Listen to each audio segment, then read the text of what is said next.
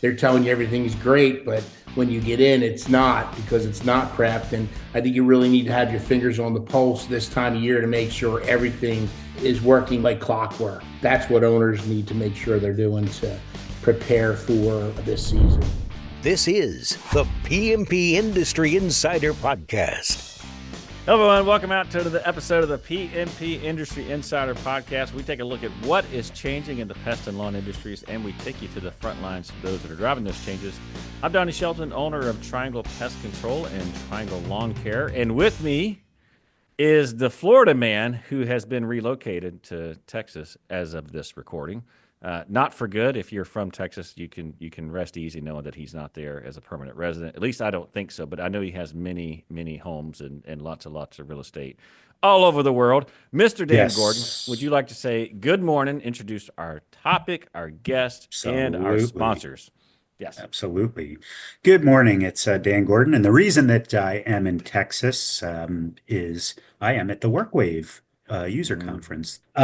Before we start, we should thank our sponsors, which the first one is Coalmarch by WorkWave, offering marketing services specifically designed for pest and lawn care companies.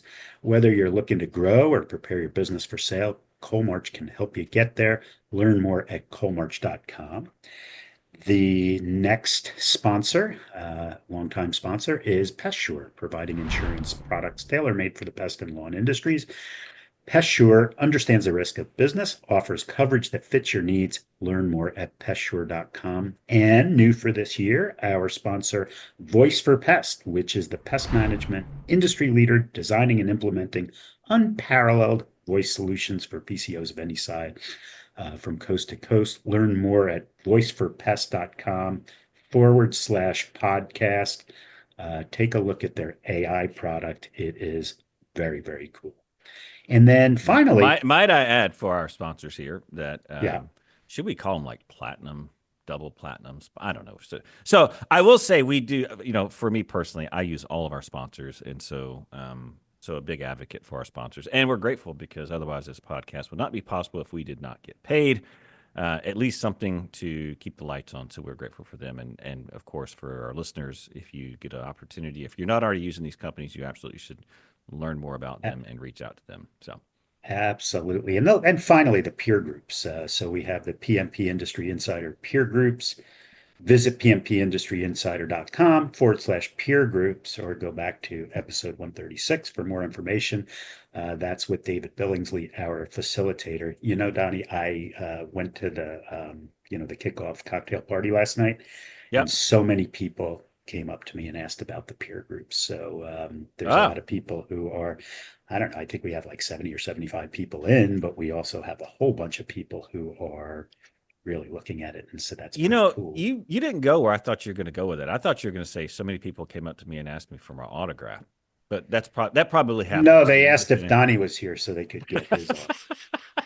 And I told him no. He had airplane problems. His airplane. That's right. So, I think that the ashtrays were full or something. Oh yeah, for sure. But anyway, enough about me and you. Oh, yeah.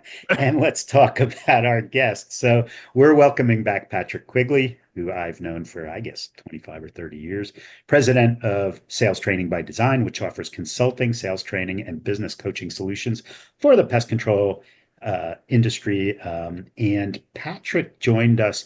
I believe Patrick is the guest that we've had the most. Maybe this is his fourth time. He's the host with the most. There you go. Episode 50, how to supercharge your sales effort. Episode 99, selling strong no matter the market. And episode 162, how to get the most out of selling technicians. And today, we are very happy to have him back to talk about things that you and your team should be doing now to get ready for the season. And welcome, Patrick. Thank you very much for the introduction. That was very nice.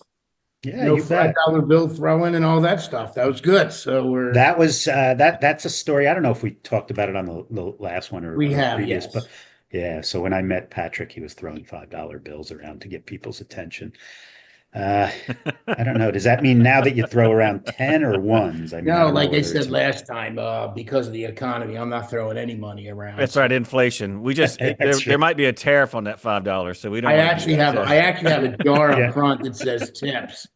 So Ah, oh wow. We now that could my three boys are out of college and on their way, and hey, I got great news. My oldest son and his wife Cassie are expecting a baby girl in July, so I am going to be a grandfather in July, which is Wow, that's fantastic. congratulations.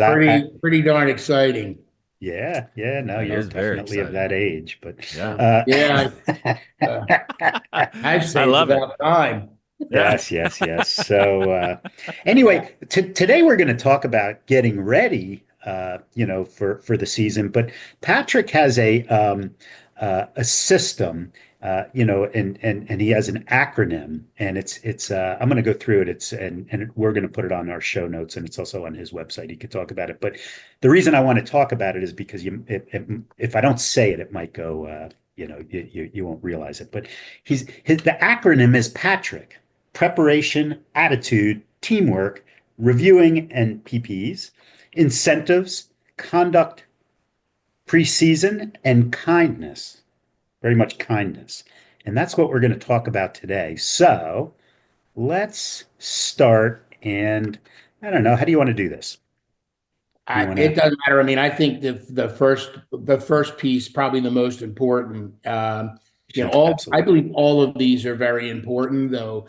I think the preparation of getting everybody ready for the season, making sure that the SOPs, your standing operating procedures, are reviewed by all staff members, inclusive of your customer service reps, your technicians, your salespeople, your supervisors, managers, owners, so that everybody's on the same page.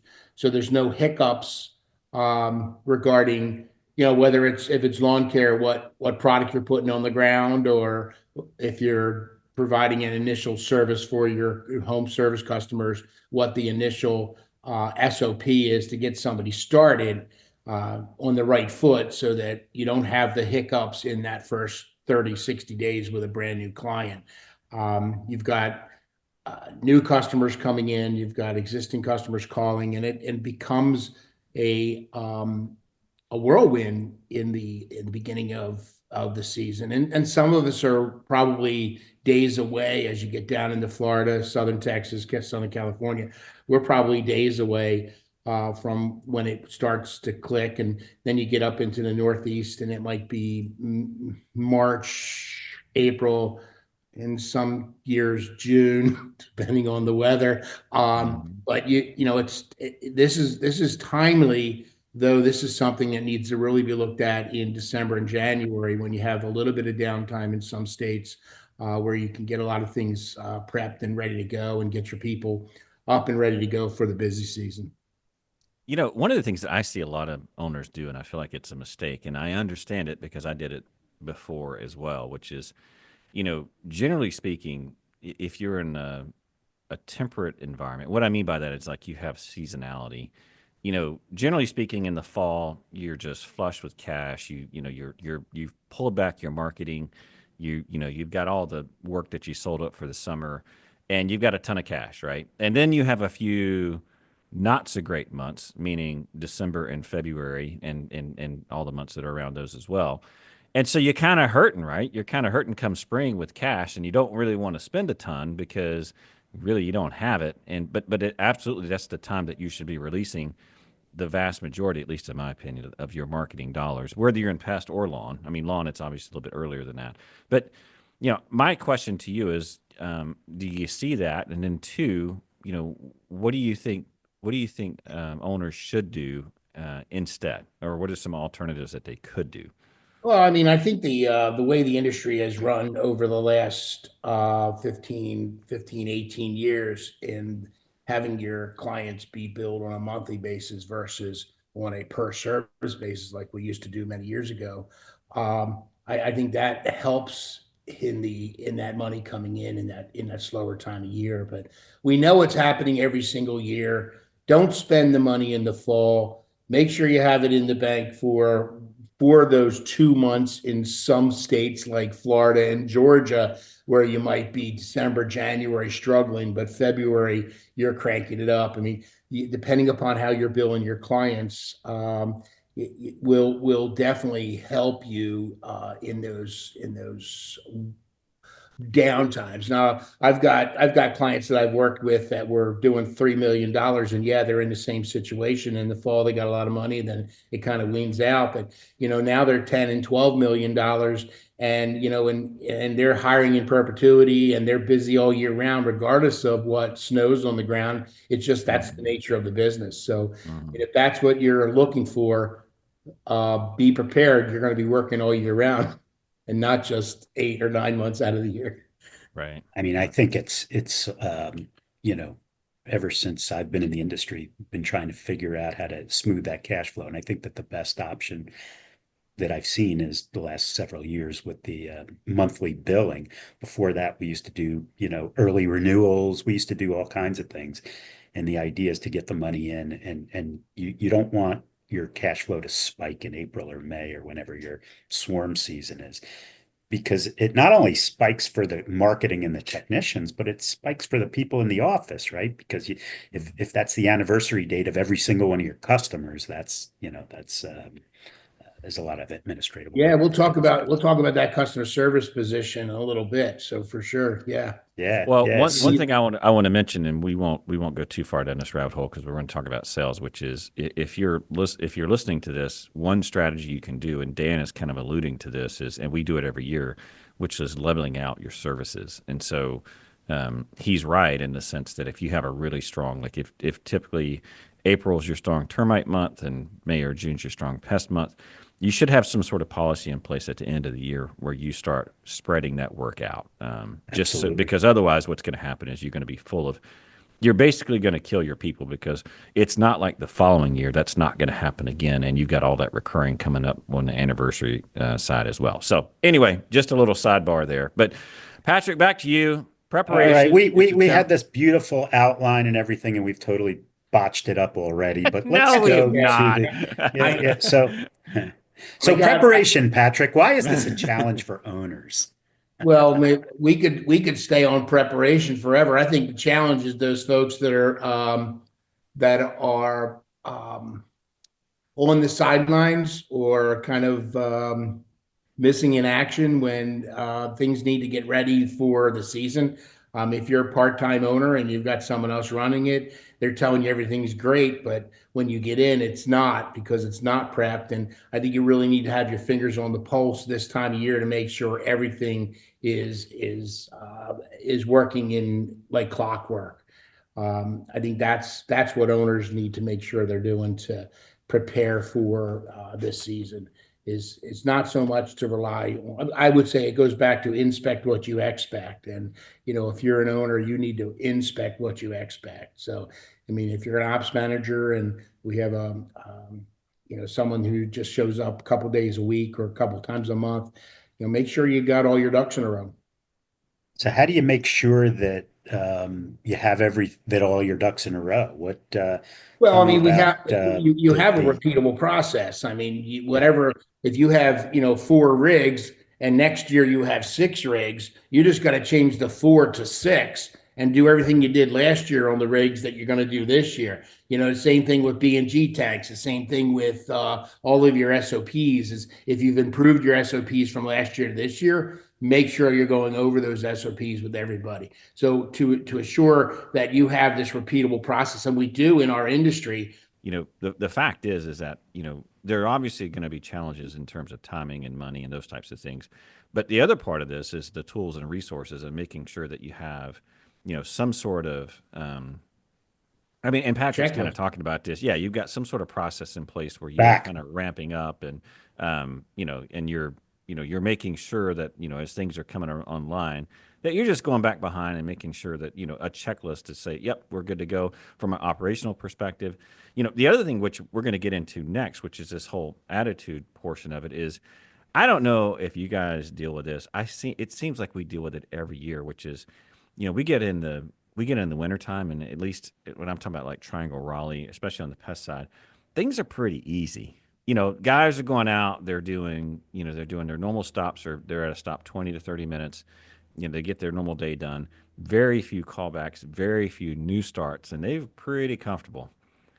And then the season hits, right? And it's just Right. pandemonium, right? Callbacks and new starts, and they're all over the place, and they're just like, oh, and you're just, hey, man, this is what we do, like it's Yeah, just, there's a Go from disruption in the 0 to 100 miles an yeah. hour. Yeah, there's this. I don't know if it's my email or yours or what, but I'm getting it's really choppy. I don't know if we're is it the hotel You Oh, Wi-Fi? I'm feeling good. yeah, I was You gonna say, you cut out. yeah, yours is the one that cut it out, so I'm not sure what Yeah. happened there. So Man, we just, yeah, I'm yeah. telling you what, I better get closer to the Wi-Fi.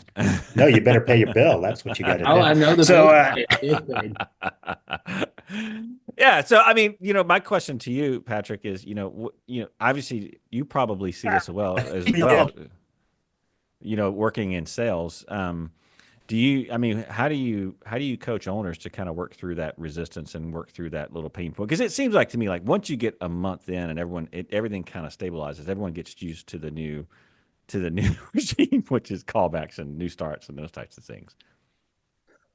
Well, I missed part of your presentation because my Oh, wife. yeah, yeah. Well, basically, we're just talking about how to get people, out of that rut of like, hey, it's been wintertime, and now we're starting to ramp sales back up and getting everyone in that kind of that by mind. the way, this goes into the next topic, which is attitude, right? Right, Because Yeah. going exactly. from 0 to 100 miles an hour Right, sometimes can be a challenge from right.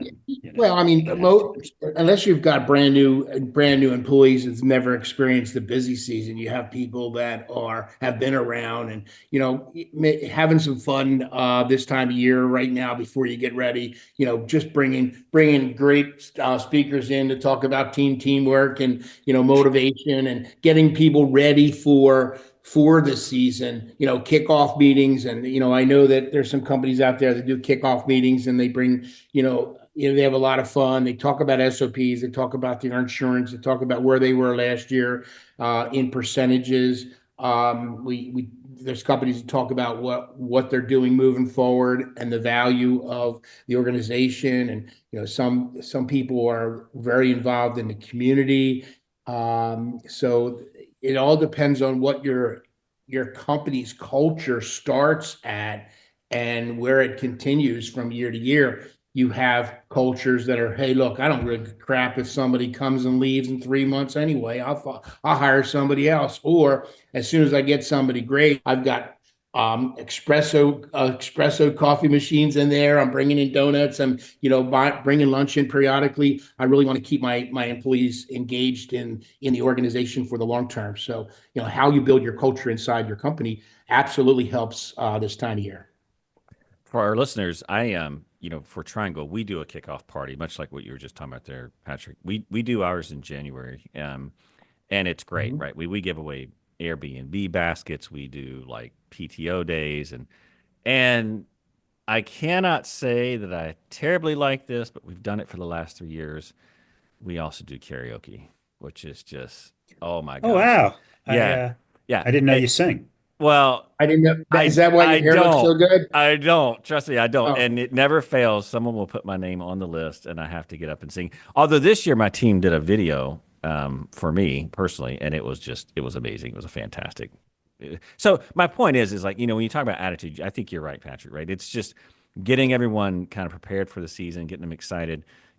I mean, some people they don't like the motivational stuff, but I'm sorry, we're all emotional beings, and the motivation piece is important. I don't think you should overlook it. I mean, even if you're, by the numbers, which I tend to be that way, but as I've aged, maybe not quite as old as Dan, but as I've aged, um, Poor Patrick. yeah, or stop, stop. I'm a grandfather now. that's He's going to right. be a grandfather. I have learned that motivation is just as important as the numbers, and so what Well, tools do you recommend? I will Go tell ahead. you that on one of the quotes on the paper is it's your attitude, not your aptitude, to determine your altitude. And I think that's very, very true in our industry. And I've seen Hmm. people go from a customer service part-timer to a customer service rep to a inside office manager to a branch manager to a regional manager. And it wasn't about what how good she was or whatever. It was just she had a great attitude. We do a bowling night. We do happy hours. We do all kinds of dinners, things like that, and it's good fun. And it's important because you bring up teamwork, and teamwork. It's not all about the owner giving everything to the team. Some of it is more of the team having respect for the owner. So there's definitely a back and forth. So like Donnie said, hey, that's great that they made a video for you, you know. So, I was so amazed. It was really.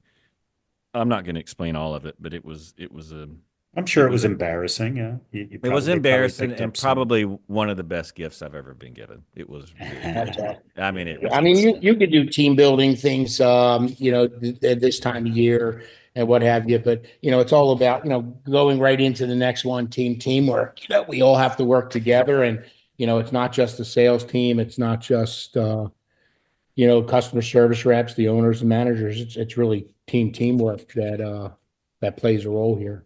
Yeah, yeah. Any tools you recommend as far as helping folks like the attitude piece, anything that you or resources and that can kind of help people kind of get them back in the mindset of like, okay, we're going to get back into sales and we're going to ramp our season back up. Well, I'm sure there's YouTube videos. I mean, I was in Phoenix, Arizona, and my fiance told me the dryer was dead. It wasn't blowing up heat, and I said I just went to YouTube University and figured out how to fix the dryer. And I tore it apart yesterday, ordered the parts, and they'll be here Tuesday. So I have no idea what to do with a dryer, but I can figure it out. So now but there are resources. There's plenty of folks out there that have videos or what have you to bring in something that talks about customer service, talks about sales, and show the video, and then talk about it and see how you respond. To say here's a book that works in Massachusetts and works in Florida, works in North Carolina, works in Texas and California. I don't know if there's that silver bullet out there. Right. Donnie, what software are you using for incentives and things like that? Are you using any of those softwares that are allowing reviews, tips, things like that? We do. We use Applause for that, and Yeah, Hmm. and that's mainly, where I was driving. Yeah. Mhm. yeah, Yeah. we use it for our technicians. Yeah, and even in the office, I mean, we do like little contests and those types of things. I mean, really, we've kind of gotten of size now where the managers for their individual teams will come up with like little contests and they'll come up with like things that they do. But I mean, on the field side, Applause is really the driver that we use for that. Not to say it's the only tool. I'm not saying it's the best tool. It's By the the best way, one they're a we've found so platinum far. sponsor here at Workwaves, Yeah, I was so going to say that's why. we've been using them, and we're very pleased with them. We're going to continue to use them again. But again, I think for us that absolutely is. But that's more on the customer service side, right? It's not so Sure. much the sales side. So Patrick, back to you. Teamwork. You got that as kind of our next topic of the Patrick acronym. What do you think is a challenge for owners as far as getting people back into that realm of things, getting back into the season? Well, I think it's important that I'm a proponent of making sure that the folks inside the office know what the people on the outside do, and what the people on the outside know what a customer service rep goes through on a day-to-day basis. I remember a long time ago when I was a sales rep in Wildwood, New Jersey, and if you know anything about the beaches, the streets are parallel, perpendicular to the ocean, and I had a customer service rep, and she was not that great. She always told me that my commission was messed up because there was a conversion in the computer. And one day I got a lead, and it said 123 Specific Avenue, and she has a Pacific problem. Well, she kind of mixed those two up. I went back She's and I dyslexic. yeah, let's fix it. So I went back to the manager and was screaming at him, saying, "Man, look at this! This is crazy!" And she put specific avenue and a specific. I figured it out, but how stupid is this? And he said, "Hey, listen, Pat. Tomorrow, I'm gonna. When you come in tomorrow, I'm gonna take your leads, and you're gonna sit in this office, and you're gonna sit behind her desk, and you're gonna watch what she does all day long."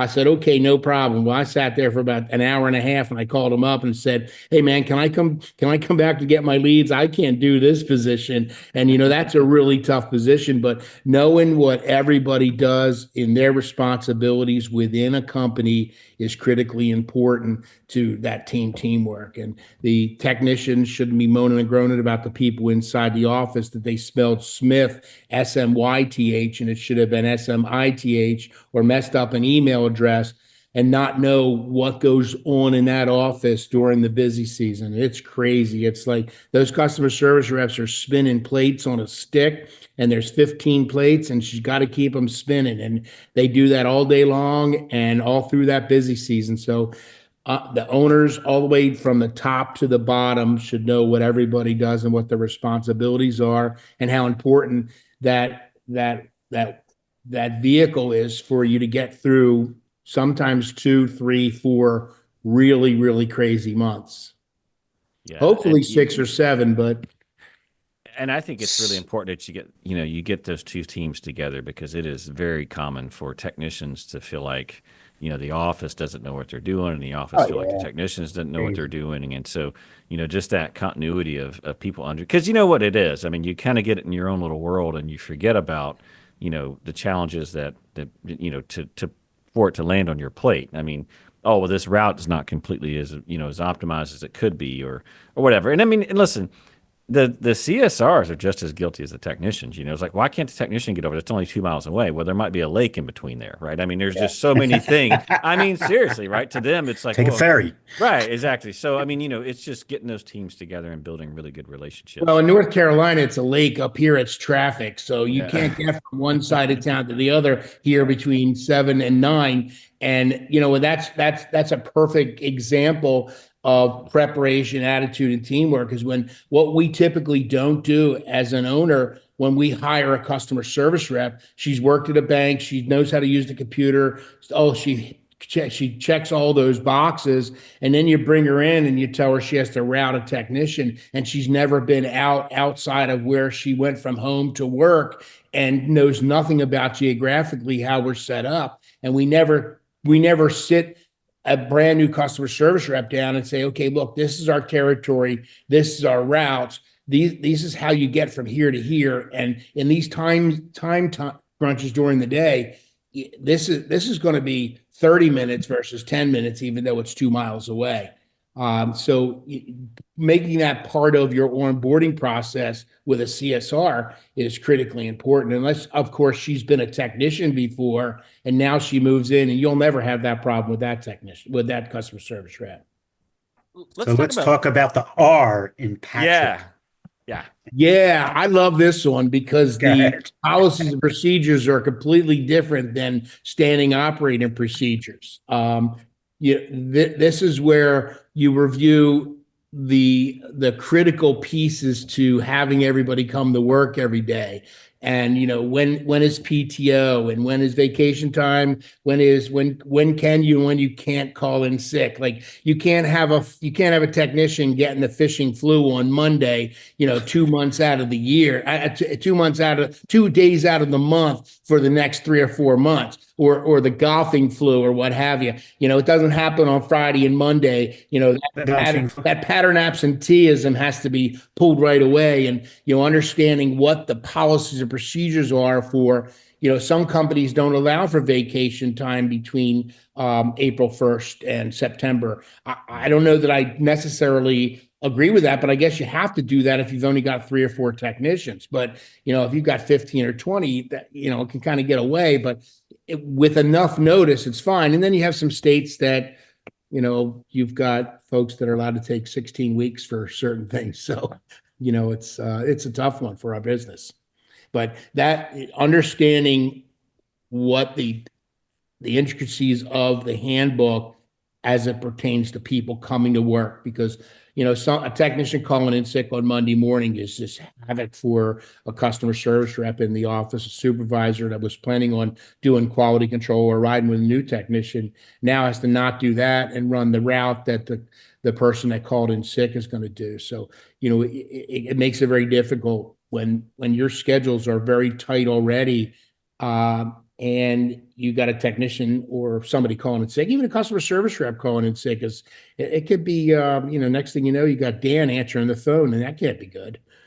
No, that's not good. Yeah. But the next one is the I, incentives. I want to hear you've come a long way from throwing $5 bills. What Yeah, yeah, Well, I will tell you, and to me, like this is probably one of the most important ones because it's easy to mess up. yeah. Incentivizing the right way versus incentive. There's things that you did not anticipate. Let's just say that with incentives, and it can drive undesirable behavior. So, Yeah, as I don't want to give any, I don't want to give any specific incentives out, because every company, every culture, every different town, you have a different mix of what, I'm not going to say, well, you should pay this, or you should do this, or you should give a spiff for this, because it changes from one company to the next. And I'll give you an example. If last year you sold 15 units, and this year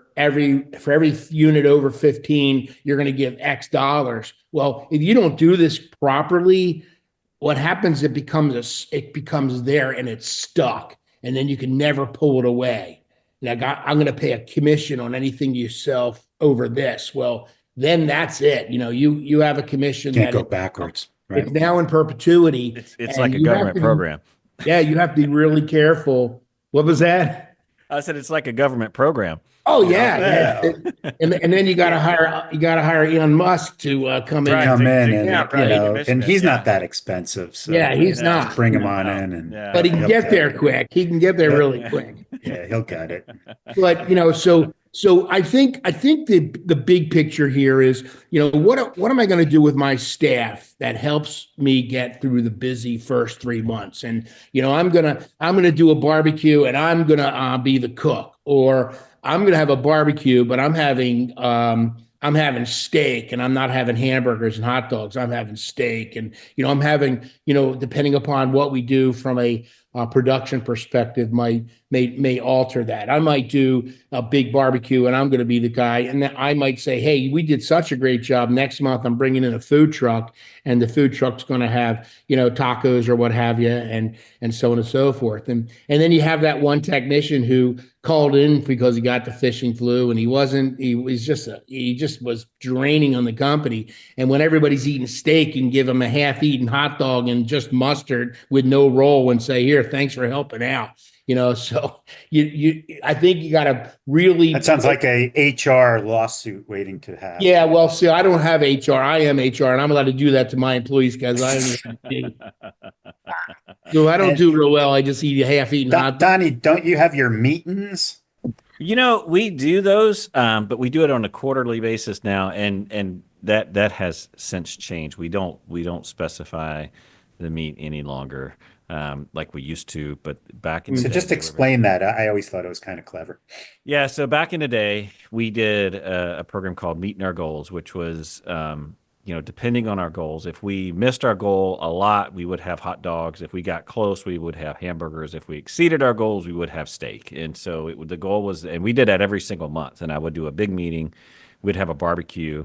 And depending on how we did, we might be eating burgers, we might be eating dogs, we might be eating steak. And so it was a great Meeting the thing, goals. meeting our Right. goals, but it was spelled MEATIN. So meeting our goals. I don't do that Clever. anymore. But I will So say that clever. we still do state of the company meeting, which has been fantastic. So Yeah, we I got think to, sometimes people take advantage of your generosity when you say, "Hey, listen, every Friday, the second Friday of every month, I'm gonna let you guys, you folks in the office, pick, a pizza of your choice, and we'll have pizza." Then next time you know, it's a pizza and wings, and then it's two pizzas and wings, and somebody's bringing a pizza home, and so sometimes it can get out of whack. So you got to be really careful, and I think you need to be specific to the goal of what you're looking to do. And obviously, everybody wants to hit and exceed their goals, and that's what it should be wrapped around. So so let's get to the last two. yeah, So that's what I was going to say. the Let's talk the about the last two. C is for conduct preseason as opposed to conduct a pregame. What Yeah. is a preseason? Well, I think that when we get focused at the $1 to $3 million range, we're really focused in on our residential services that are coming in. But we forget that we have some commercial work out there that we have to make sure is solidified before the season.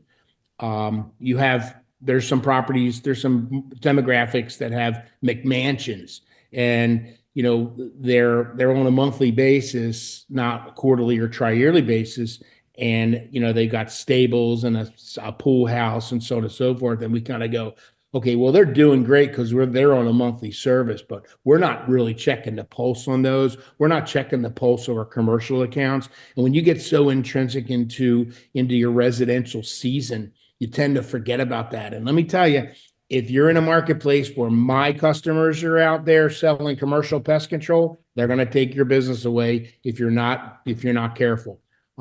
Because my clients that are going after commercial work, which is another time we should talk about as well. You've got to be very careful with some of your premier customers.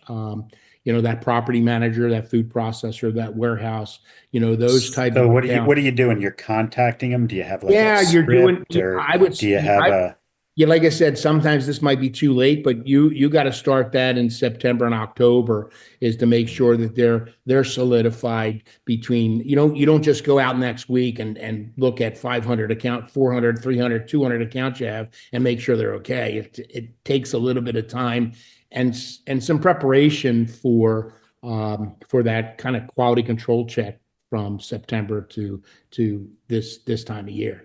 This is great for next year. So when you download this from my website at www.salesbydesign.com, you can keep it for next year, and it becomes your repeatable process for what you need to do starting in October, November of next year, even though that's when you're doing budgeting and what have you, but you're still going to have another year coming up before you know it. So making sure you're conducting those preseason audits on some of the premier customers is definitely something I would make sure we're doing. So let's get to the last part, the one that I think Dan challenges. I was going to say, I think the one that Dan struggles with the most, which is kindness. Yeah. Did you have a question? Yeah. Did you have a question about kindness? No. No. Yeah. Oh God. No. Tell us about Patrick. Tell us about kindness. Yeah. I think that there's internal and external customers. And there's also stress. That's right. And there's stress that can put you over the edge.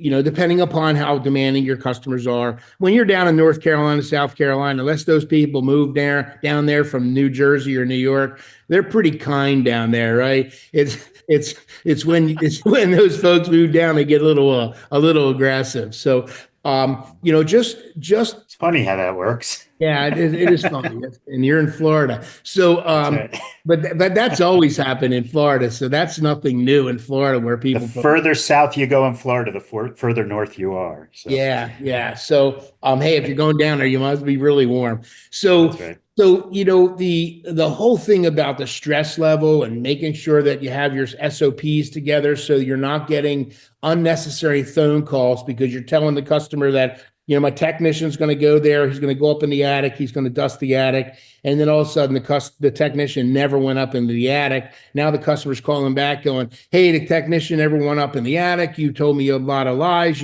I want my money back. And, come to realize that the technician did service the attic, but he serviced it from the outside where the insects would get into the attic. So it did the same thing. It just, he didn't actually go into the house and into the attic. So these are creating these unnecessary phone calls. And then now the customer service reps telling the technician, you didn't do your job. The technician said, you're telling the wrong thing. And there's no kindness. Like, let's make sure, if we got all the way back to preparation, that we have all these ducks in a row, so we eliminate some of those unnecessary phone calls, those irate customers, so that we can be kind to each other. And that's internal customers, being the people you work with, and your external customers, the ones that are calling you for additional services, and or those customers that are your clients that are calling in with a pest pressure in between visits.